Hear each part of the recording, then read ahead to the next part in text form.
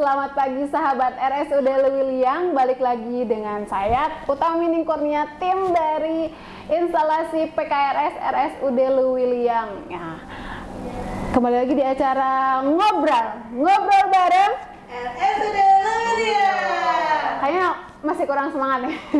Kembali lagi di ngobrol bareng RSUD Lewiliang. Oke, baik. Nih, tak bosan-bosan, kita kemarin sempat ketemu di bulan Maret, April juga, Februari Maret ya dok ya? Maret ya. Nah, sekarang kita kedatangan lagi tamu istimewa. Ini kayaknya udah cocok banget jadi speaker terbaik kayaknya. Ya, kita ketemu lagi dengan Dr. Margiati Suwito, spesialis THT KLM-Kes. Selamat pagi sahabat Lewiliang. Assalamualaikum warahmatullahi wabarakatuh. Waalaikumsalam warahmatullahi wabarakatuh. Kayaknya kalau seantero Lewiliang udah kenal sama Dokter Margi nih kayaknya. apalagi antriannya pasien Dokter Margi itu banyak banget ya dok ya. Nah tapi tetap aja kita biar lebih kenal, berarti lebih sayang. Dok, mangga silahkan memperkenalkan diri sebentar sama dokter. Oke, selamat pagi. Saya Dr. Margiati Suwito, SPTHTKL, bedah kepala leher itu ya. Dinas di RSUD Lewiliang hari Senin, Selasa, Rabu, dan Jumat. Iya, Senin, Selasa, Rabu, dan Jumat. Udah 4 hari ya dok, ya 4 hari aja. Kayaknya sehari tuh dapat berapa dok pasien yang biasanya bisa menangani berapa orang? Sekitar 25-30. Masya Allah, itu 25 sampai 30 orang tuh yang kalau kita tahu ya, kalau THT itu lumayan ya tindakannya tuh.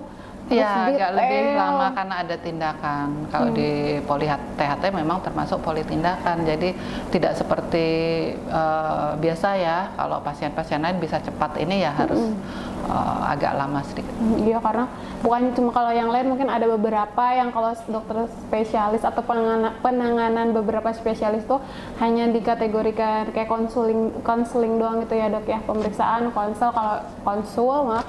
dokter THT itu emang setelah konsul pasti ada tindakan yang harus dilakukan gitu. Jadi satu pasien bisa makan waktu setengah jam mungkin gitu ya? Enggak sih, enggak 15. sampai ya 10-15 menit. Mantap, oke dok. Nah, sahabat RSUD Lewiliang, hari ini kita mau membahas tentang apa ini dok? Kanker nasofaring. Ya betul. Sebenarnya kalau saya pribadi kalau yang bukan kesehatan agak awam ya dok tentang nasofaring ini tuh. Jadi kayak kurang familiar. Kalau kanker bicaranya paling kanker payudara, kanker atau bagian-bagian yang lain ya. Boleh dok dijelasin sebenarnya apa sih penyakit kanker nasofaring itu? Ya, jadi kanker nasofaring itu suatu tumor ya. Tumor ganas. Tumor ganas dari sel squamosa yang letaknya di nasofaring. Nasofaring itu tapi dijelasin dulu ya, nasofaring itu di mana sih gitu. Jadi nasofaring itu suatu ruang yang ada di rongga nasofaring. Itu letaknya di belakang hidung. Belakang hidung. Nah, jadi kan hidung ini ada 2 lubang nih ya. Nah, itu di belakangnya itu ada ruang. Nah, itu namanya nasofaring. Nah, ini tumor nasofaring ini bermula dari epitel yang ada di situ, ya. Jadi asal muasalnya di situ, nasofaring. Nasofaring tuh gitu.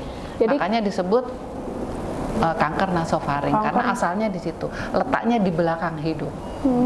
Jadi posisi nasofaring itu aja hidung di atas ini kali ya dok ya? Di belakang, ini lubang hidung itu di belakang kan ada lubangnya kan? Oh gitu. Itu ada ruangan. Nah, kalau kamu buka mulut ya ada ruangan tuh di sebelah atasnya. Oh ya kalau kita agak di atas rongga atas mulut tuh ya dok, mungkin gitu yang nyambung ke hidung. Ke hidungnya. Gitu. Oke. Itu ya dok ya. Kalau bahasa Sundanya apa ya guys? lak-lakan. Enggak ya? Oh bukan. Bukan, di atas lak-lakannya. Di Ya, atasnya. betul. Oke, Dok. Jadi sebenarnya kalau kasus kanker nasofaring itu sendiri banyak nggak sih, Dok?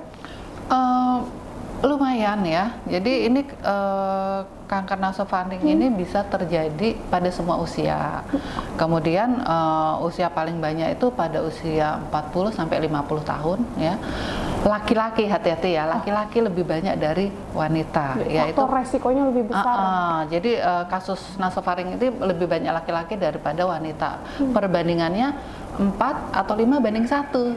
Lumayan dong. Iya, lumayan ya. Iya. Nah, kalau di Indonesia ini merupakan kasus keganasan nomor 1. Kasus keganasan nomor 1 di bidang THT. Oke. Ya, jadi kalau di THT ada beberapa keganasan ya, kanker-kanker. Nah, ini kanker nasofaring ini nomor 1 ya. Sedangkan kalau tingkat dunia, nah ini keganasan nomor 5. Jadi lumayan cukup ini ya, harus diperhatikan ya, Dok ya. Gitu maksudnya tuh. Jadi walaupun sepertinya awam jarang didengar gitu, tapi sebenarnya itu salah satu kanker keganasan nomor 1 untuk di bidang THT itu sendiri nomor ya, 1. Dok? Jadi sebenarnya di sini juga lumayan banyak ditemui. Di RSUD William ada beberapa, Dok? Ada. Terus kalau misalkan bagaimana, Dok, biar tahu kalau misalkan kita atau enggak gejalanya nih, Dok? Apa tanda atau gejala kanker nasofaring itu sendiri tuh gimana, Dok? Nah ya, jadi kalau gejalanya nih ada gejala yang dini, ada yang lanjut. Gejala dini itu ada gejala hidung sama telinga. Gimana tuh, Dok? Nah kan karena letaknya itu di nasofaring di belakang hidung, jadi pasti ada gejala-gejala yang berhubungan dengan telinga, seperti misalnya telinganya berbunyi, berdengung gitu. Berdengung, tinnitus namanya itu. Kemudian pendengarannya agak-agak berkurang gitu ya, karena tumornya kan ada di daerah situ ya. Terus gejala hidung apa? Karena tumbuh tumor di situ, biasanya dia suka mimisan.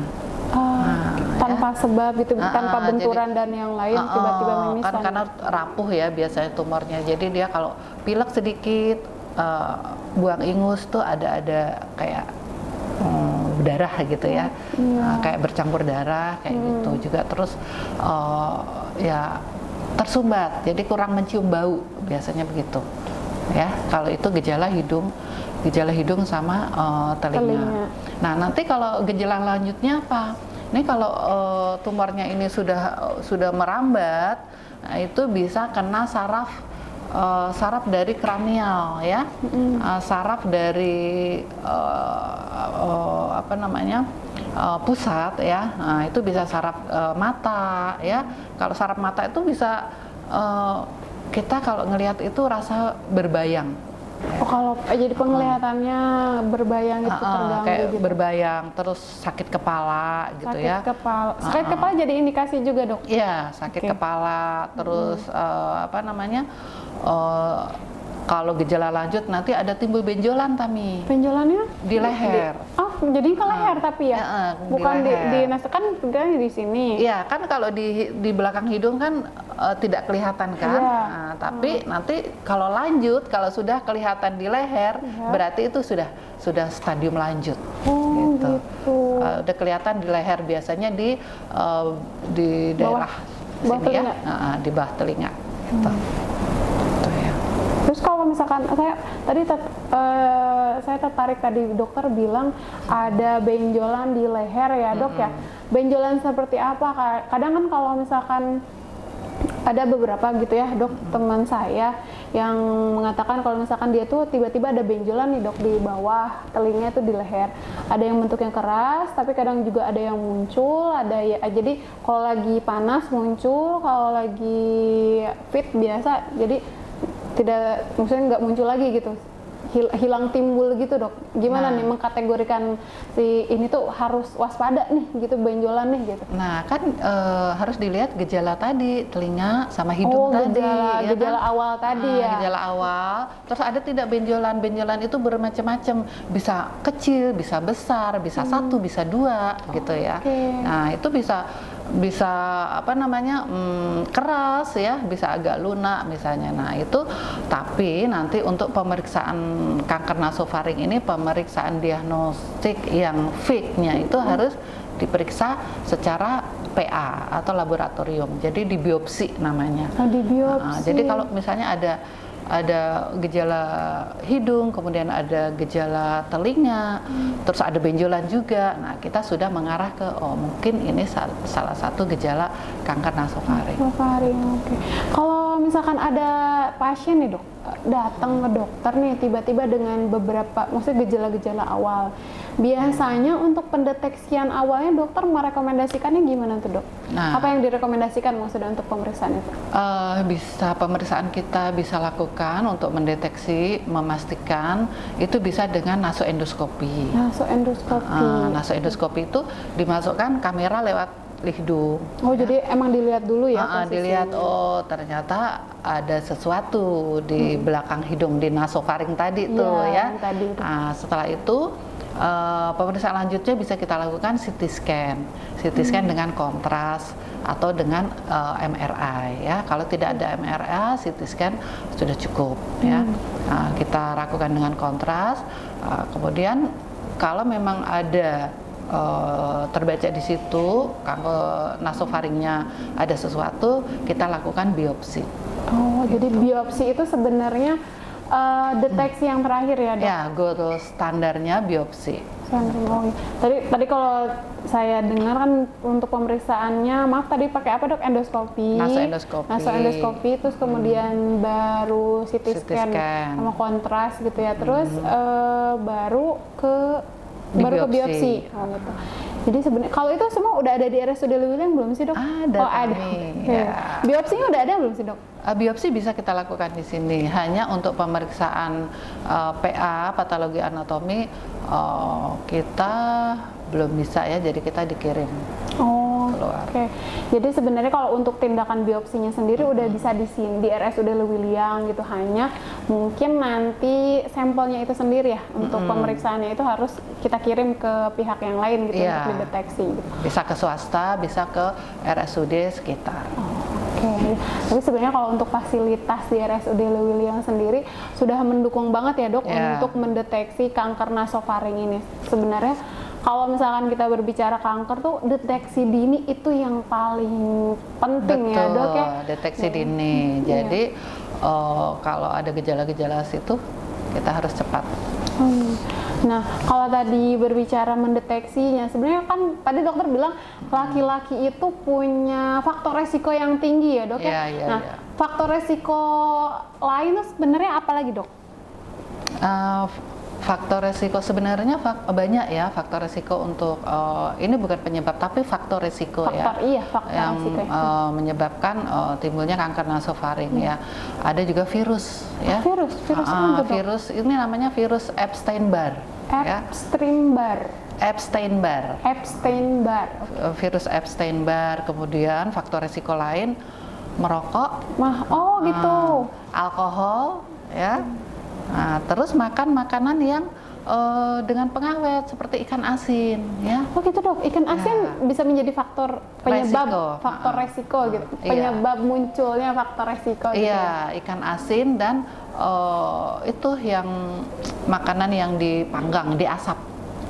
Gitu. Kalau smoke beef juga masuk. Gitu. Kalau itu diasapin juga tuh. Itu kan kalau tidak ada pengawetnya, yang sebenarnya pengawetnya ini. Pengawetnya ini yang bermasalah gitu ya dok. Terus ada lagi dok? Selain itu? Ada juga, ternyata ini nih, obat nyamuk. Obat nyamuk? Gimana tuh dok? Itu secara sehari-hari kita menggunakan obat nyamuk gitu ya? Itu gimana tuh? Itu kan asap ya. Asapnya itu dibakar kan ada zat-zat di situ yang zat kimia yang ya bisa menjadi faktor risiko gitu ya. Tapi kalau obat nyamuknya itu sendiri, ini kebetulan saya pakai di rumah pakai obat nyamuk itu. Obat nyamuk tapi yang semprot itu gimana, faktor risikonya tinggi atau enggak? Yang bakar. Oh, yang utamanya yang bakar itu. Ya. Iya lah, kalau yang bakar lumayan asapnya juga ya dok? Ya, gitu. Okay. Terus selain itu ada lagi dok? Paling ya ini ya, ras tuh biasanya Cina ya, di sana asalnya tuh di sana, di Cina itu lebih banyak ya. Oh emang jadi kanker nasofaring ini banyak terjadi di Cina juga? Guangzhou namanya, di sana, di Guangzhou. Daerah Guangzhou. Gitu ya dok ya, oke. Nah kalau misalkan ada pasien nih tiba-tiba datang ke dokter gitu untuk ternyata memang terdeteksi nih dok ada kanker nasofaring, sebenarnya ada terapi khusus nggak sih dok? Ada ya, jadi kalau kita sudah dinyatakan menderita kanker nasofaring ya, itu ada namanya terapi sinar ya. Ya, terapi sinar. Radioterapi. Kemudian ada kemoterapi ya. Jadi itu terapinya tergantung dari stadiumnya Tami ya. Kalau stadium 1, stadium dini masih bisa kita lakukan dengan radioterapi saja ya. Tapi kalau misalnya stadium 3 dan 4 itu mungkin harus dikombinasikan dengan terapi kemo gitu ya. Jadi memang sebenarnya kembali lagi ya sahabat RSUD Lewiliang, banyak tuh cerita kalau dari dokter-dokter ya dok, kalau misalkan banyak pasien kita tuh sahabat RSUD Lewiliang tuh datang ke spesialis itu udah hampir di stadium 3 ya dok ya. Jadi deteksi dininya yang kurang, kadang kalau apa sih namanya tuh rasa jadi udah nggak apa-apa gitu ya dok ya, ini mah nggak apa-apa biasa gitu ya dok ya, itu tradisi di masyarakat kita masih begitu ya dok ya, jadi menganggap sepele gitu ya dok ya kadang. Nah mungkin tapi jadi pertanyaan juga dok, sebenarnya kalau nasofaring itu sendiri bisa disembuhkan nggak sih dok? Bisa ya, bisa. Jadi stadium 1 itu bisa 100%. Oh, bisa sampai 100% dok? Survival 5 tahunnya itu bisa 100%.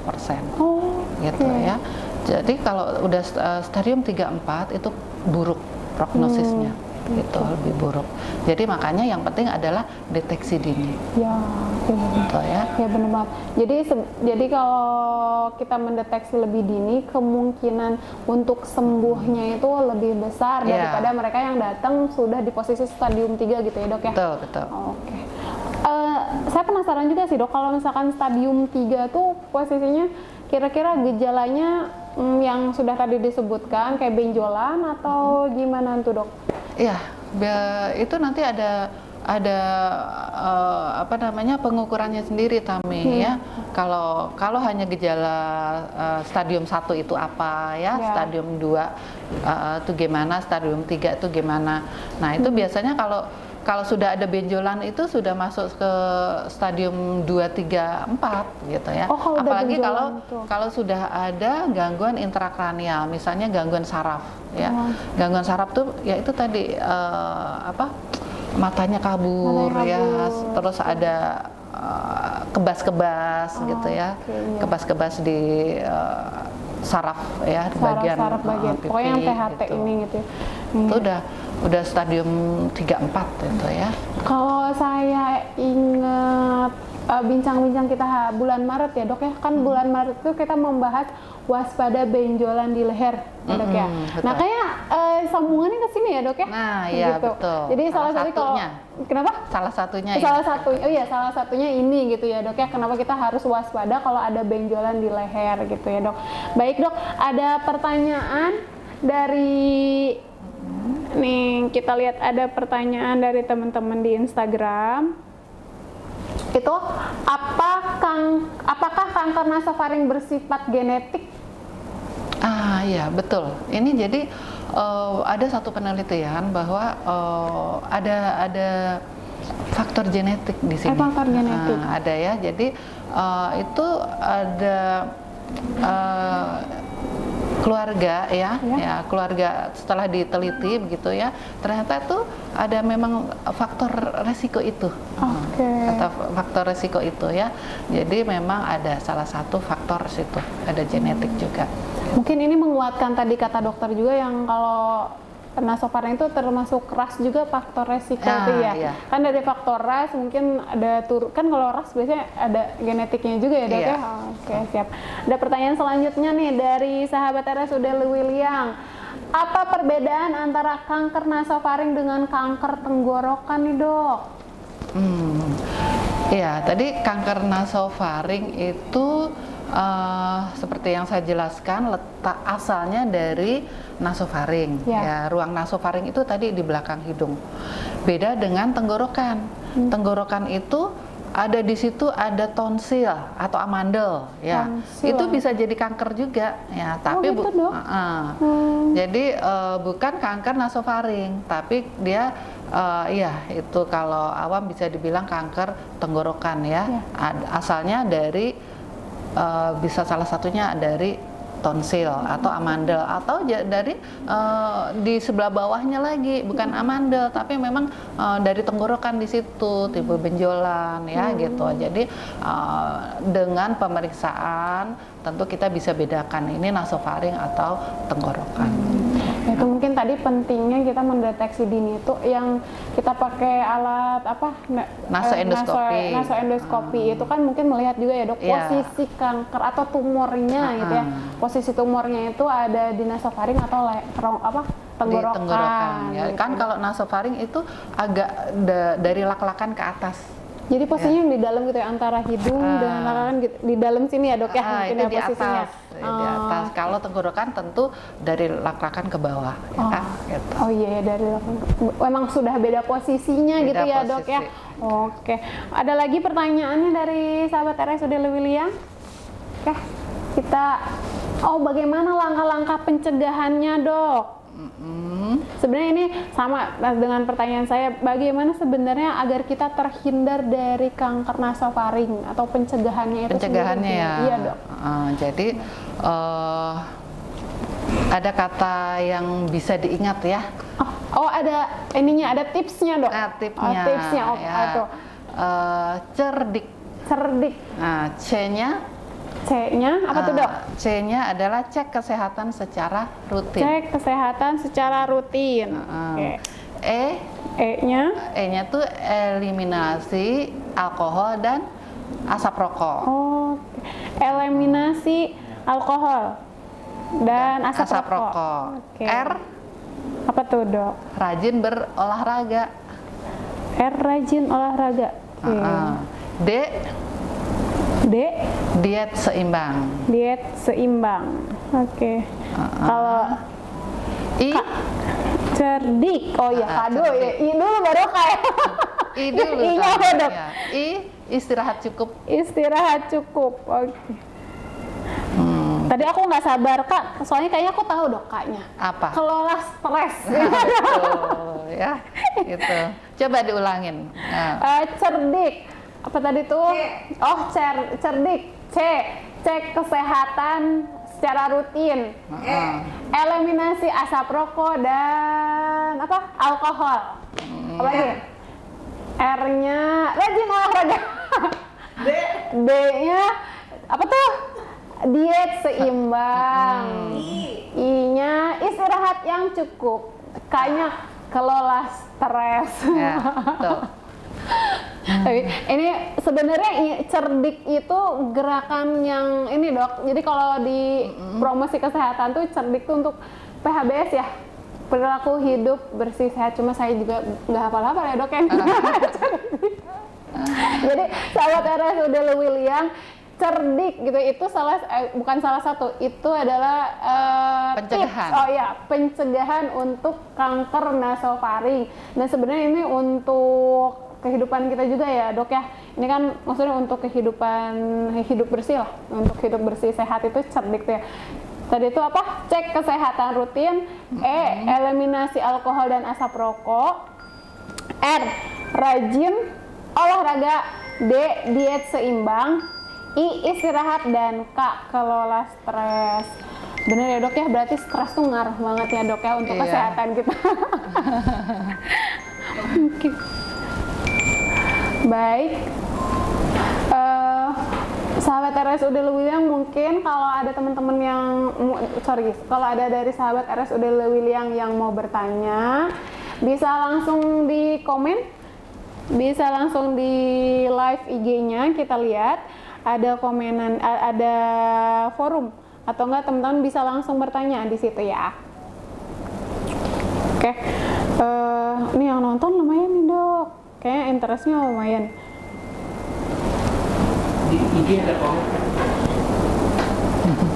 Kayaknya ini dokter pasiennya udah mulai numpuk ya dok.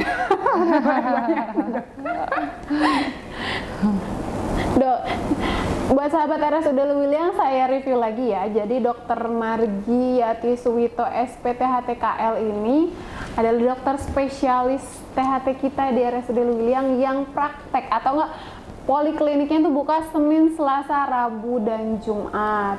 Ini ada pertanyaan lagi dok dari teman-teman, itu dapatkah pendengaran normal kembali?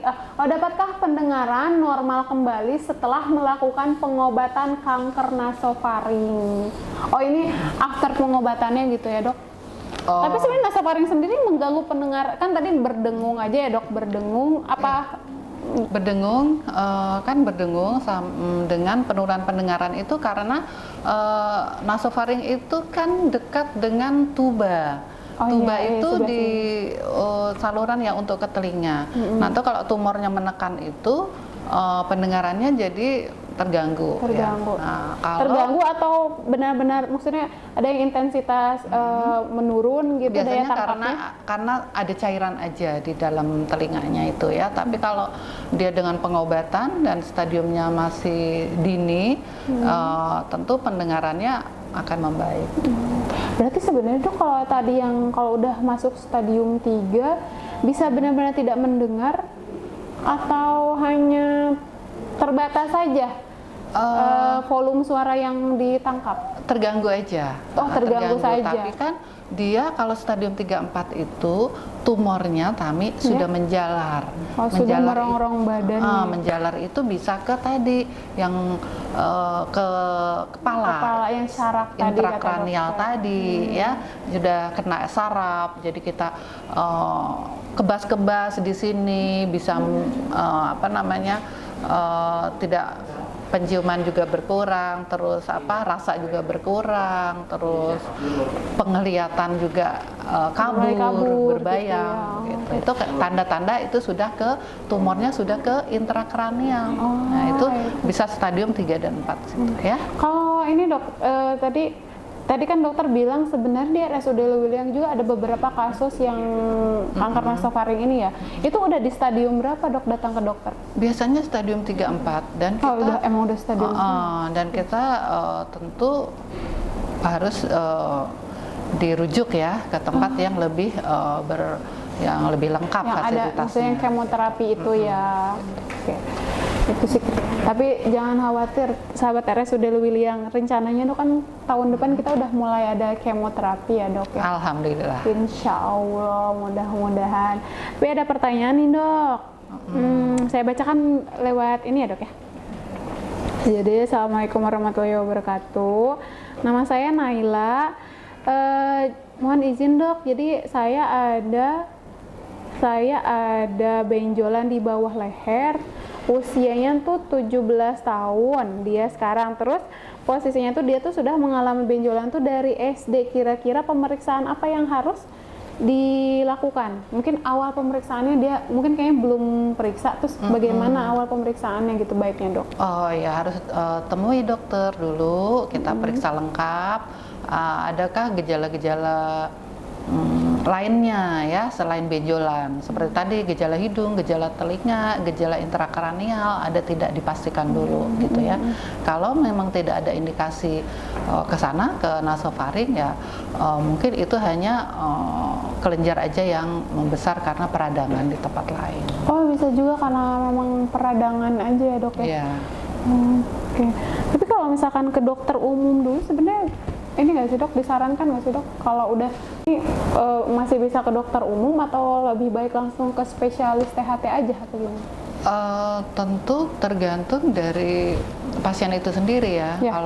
Kalau memang dia melakukan pengobatan dengan yang berjenjang, tentu dia harus ke fasilitas kesehatan pertama dulu. Nah, nanti dari situ diperiksa oleh dokternya, baru dirujuk ke rumah sakit lanjutan. Ini menarik tadi dokter bilang. Jadi sebenarnya teman-teman sahabat RSUD Lewiliang, spesialis THT ini tuh sebenarnya kita bisa pakai BPJS kan ya dok? Bisa. Yang tadi kata dokter itu. Jadi kita mungkin berjenjang dari Vaskes 1, kemudian baru bisa ke Vaskes selanjutnya, terus kemudian ke RSUD untuk ketemu spesialis THT. Nah kebetulan kalau memang daerah Bogor sini spesialis THT itu setahu aku ada di sini aja ya dok ya. Di Bogor Barat. Bogor Barat maksud aku ya. Di daerah Bogor Barat itu cuma ada di RSUD Lewiliang. Sepertinya ada pertanyaan lagi. Boleh lihat teman-teman? Oh nggak ada. Belum ada katanya dok. Kita coba lihat lagi. WhatsApp. Oke.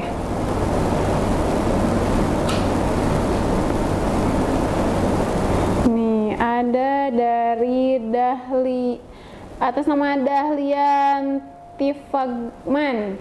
Apakah kanker nasofaring bisa sembuh? Ini yang tadi ya dok ya. Pertanyaannya berarti sebenarnya yang tadi kata dokter ya, bisa asal dideteksi dari dini ya dok ya?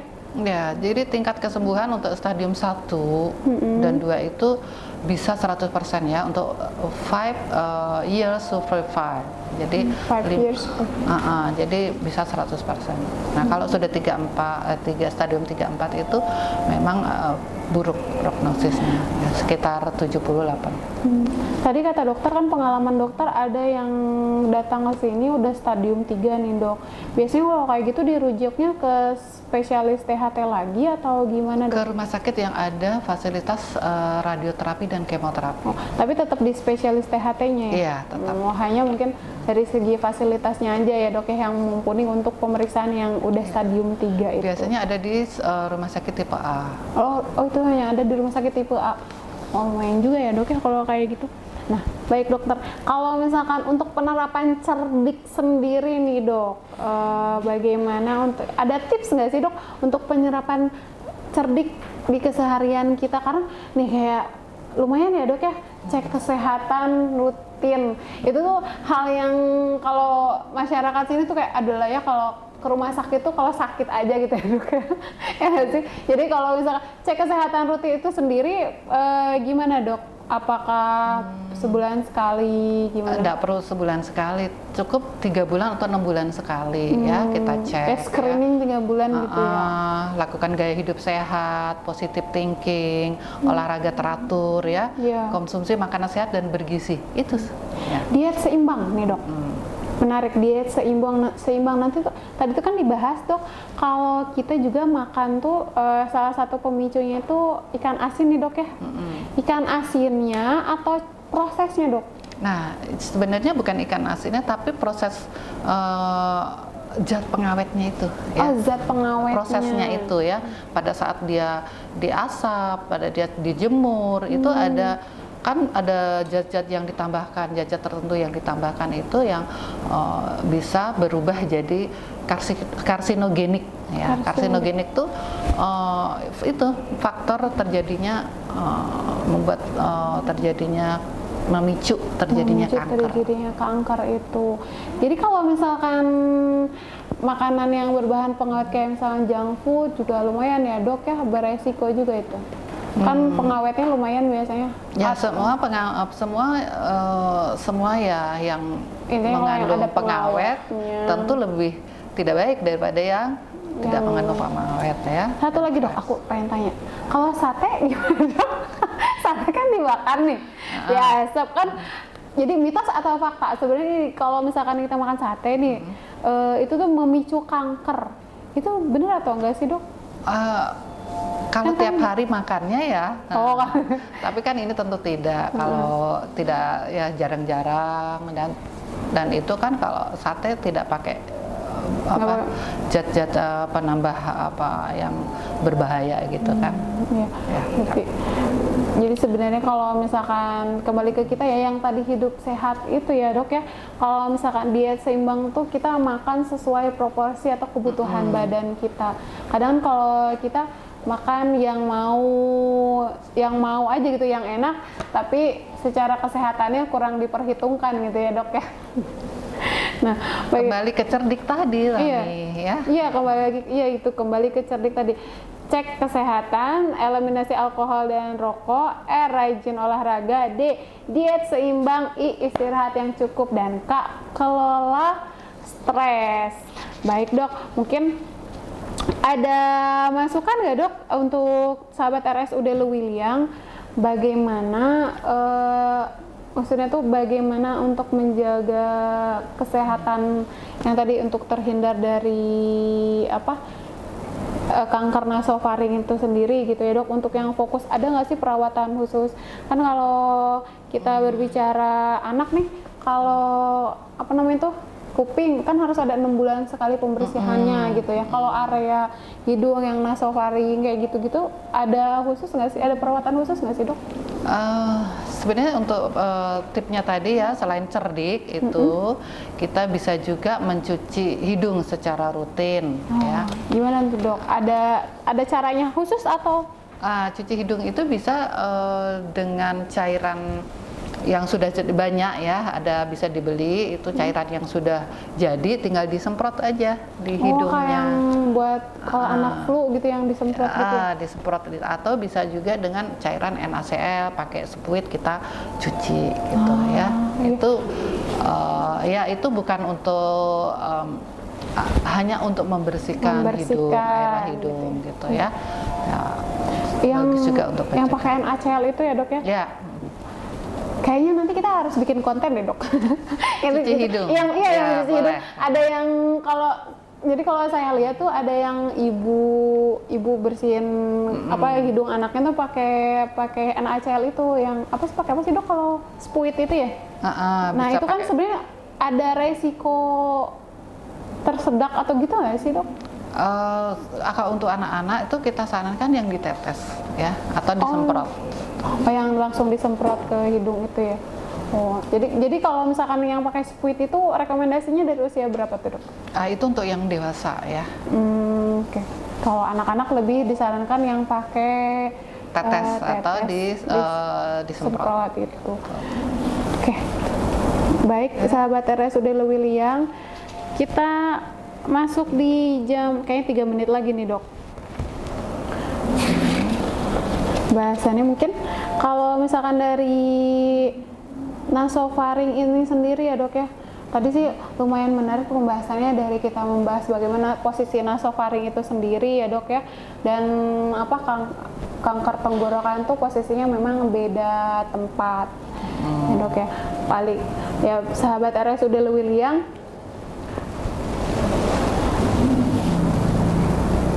kita masuk di sesi terakhir ya dok ya. Mungkin boleh ada apa itu? Gitu. Mungkin boleh dok, sesi terakhir kita bahas tadi himbauan mungkin dari dokter, silahkan untuk sahabat-sahabat RSUD Lewiliang. Himbauannya tadi jangan lupa lakukan dengan cerdik tadi. Lakukan dengan cerdik. Apalagi C, kita ulangi lagi. Cerdik gimana? C, itu apa?